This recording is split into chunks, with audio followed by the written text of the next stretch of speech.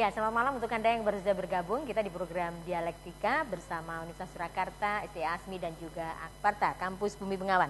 Topik kita malam hari ini adalah menciptakan keunggulan kompetitif melalui ekonomi kreatif dan tentu saja bagaimana peran Universitas Surakarta dalam turut serta memberikan kesempatan bagi masyarakat dan generasi muda untuk meningkatkan kualitas pendidikannya dengan melanjutkan studi di Kampus Bumi Bengawan, Universitas Surakarta, STI Asmi dan juga Akparta.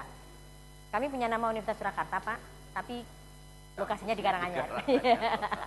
Ya, Pak Joko, apa yang disampaikan Pak Bupati ini menarik sekali tentunya. Ya, tapi bagaimana sebetulnya poin dari masing-masing daerah yang mereka berusaha untuk ini loh, orang harus datang ke sini.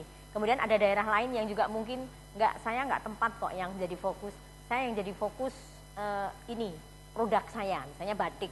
Kemudian ada lagi yang mungkin kalau orang datang ke Bandung ini yang dicari peyem, orang yang dicari ini makanannya. Nah ini seperti apa Pak Joko? Jadi kalau kita bicara keunggulan kompetitif, salah satunya betul yang dikatakan Pak Bupati adalah tempat. Jadi orang akan tahu prinsipnya kalau mau lihat tari Parong ke Bali. Tapi kalau mau cari pisang ke Jenawi. Kalau mau lihat Candi Cedok ke Karanganyar. Seperti itu, satu itu. Tapi yang perlu kita pikirkan bahwa sekarang yang dibangun oleh pemerintah daerah itu ekonomi kreatif atau industri kreatif. Oke. Karena kalau kita bicara ekonomi kreatif dengan industri kreatif ini agak berbeda. Kalau industri kreatif semua dilakukan, tidak. Bupati sudah membuat yang namanya misalnya, oh ini di Jenawi ini pusatnya pisang. Saya kira itu masuk dalam tataran industri kreatif yang bisa diperbanyak, yang bisa kemudian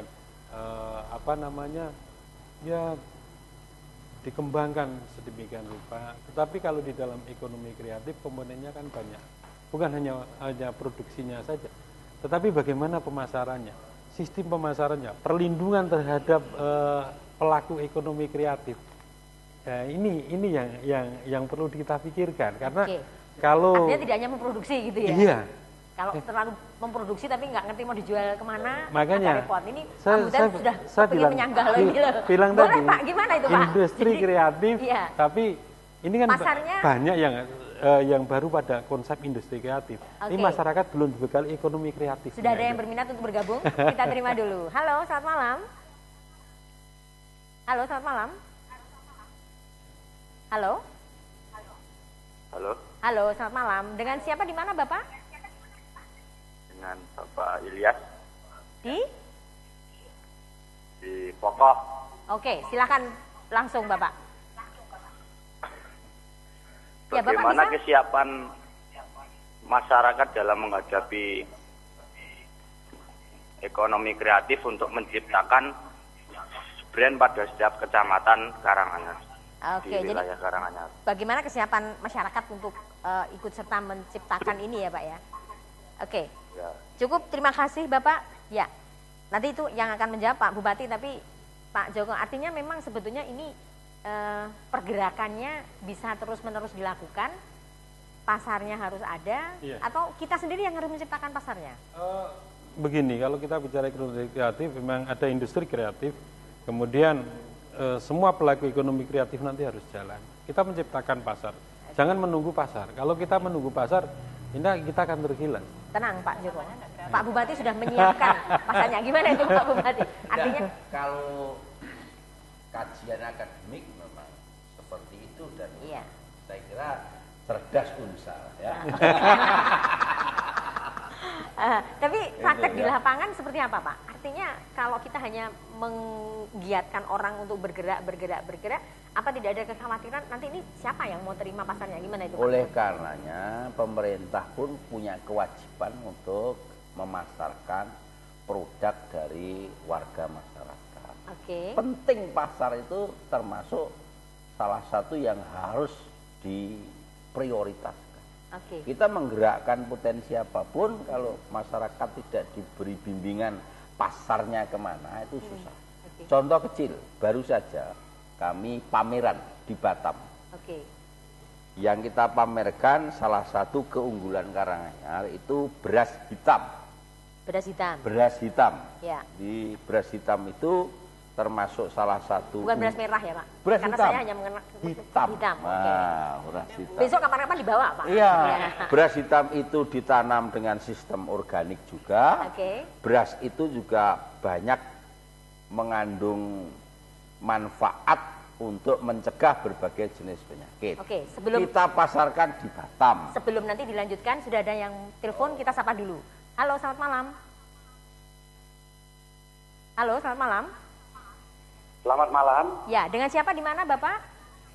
dari Bapak Suwarjo, Lumbang Tawangmangu, Bu, Oke. Karanganyar. Ya, silakan Bapak, langsung dengan Pak Bupati, Pak Joko atau Bu Astrid, silakan. Iya, sama Pak Bupati, Pak. Siap. Ini gini, Pak. Ini kan Tawangmangu, khasnya ini kan hortikultura. Ini memang sebagian sudah pakai organik. Pakai Cuma apa yang Pak? akan datang, Pak, ini karena Organik. mungkin ada bantuan bawang Tawangmangu baru. Oke. Ini memang khas di Tawangmangu. Ini mohon hendaknya nanti betul-betul diperhatikan oleh pemerintah. Oke. Yang pertama, yang kedua, Ya. masalah ekonomi. Oh, sayang sekali terputus. Jadi nggak masalah, Mitra TA TV, Anda juga boleh curhat Ya. ke Pak Bupati. Ya. Nah, ini ditonton semua lapisan. Jadi kalau misalnya ada warga masyarakat dari Boleh. Karanganyar pun yang ingin curhat. Oke, Pak Bupati, kita lanjutkan lagi. Ya. Jadi artinya di Batam Di beras Batam hitam itu kita pamerkan, pasarkan. kita pasarkan.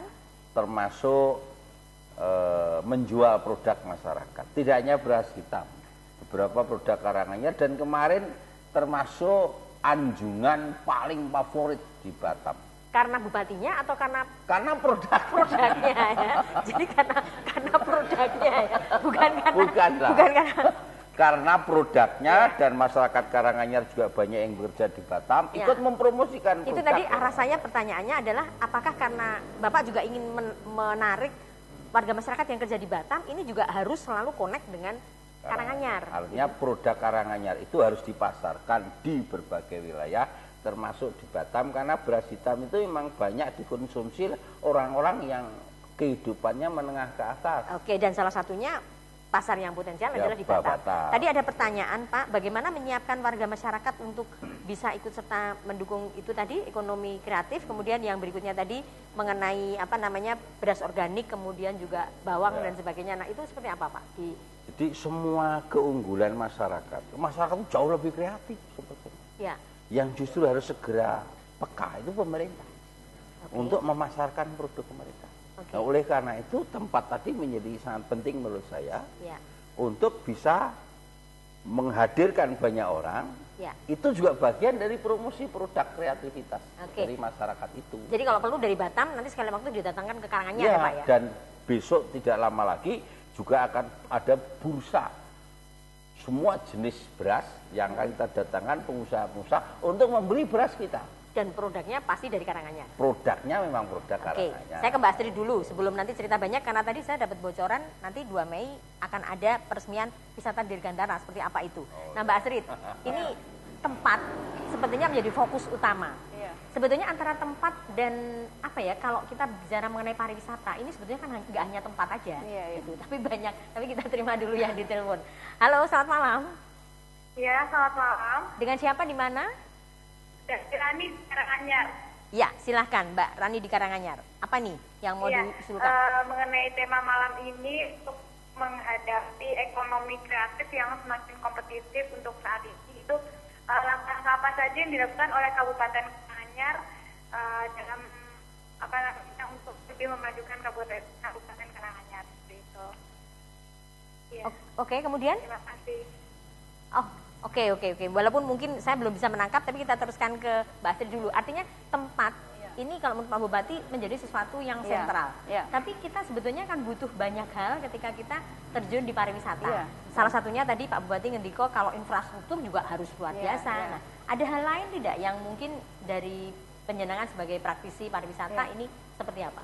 Jadi mungkin yang dimasukkan tempat di sini seperti saya sudah sampaikan tadi, itu brandingnya harus kuat. Misalnya Kota Solo branding. Jadi dia fokus di tempat Kota Solo memiliki apa, begitu pula di Kabupaten Karanganyar. Nah ini nanti yang akan membedakan antara satu tempat dengan tempat yang lain. Nah kalau di dunia pariwisata pada umumnya biasanya memang betul tidak hanya lokasi, kemudian banyak hal-hal lain yang harus disiapkan. Lebih penting lebih ke produknya sebenarnya. Produk lokal, keunggulan lokal apa yang memang bisa dihadirkan dan dikemas sedemikian rupa, itu nanti kan ada proses dari produksi, kalau di ekonomi ya, diproduksi, apa yang akan diproduksi, kemudian apa yang akan didistribusikan dengan cara apa, misalnya dengan kreativitas. Sekarang kan ada masuk periklanan, kemudian ada percetakan dan segala sesuatu yang baru, kemudian sampai bagaimana dipasarkan. Oke. Ya, jadi saya kira di dunia pariwisata memang tinggal memilih apa sih produk yang akan ditampilkan. Jadi macam-macam Bu, bisa kuliner, bisa fashion dan lain sebagainya.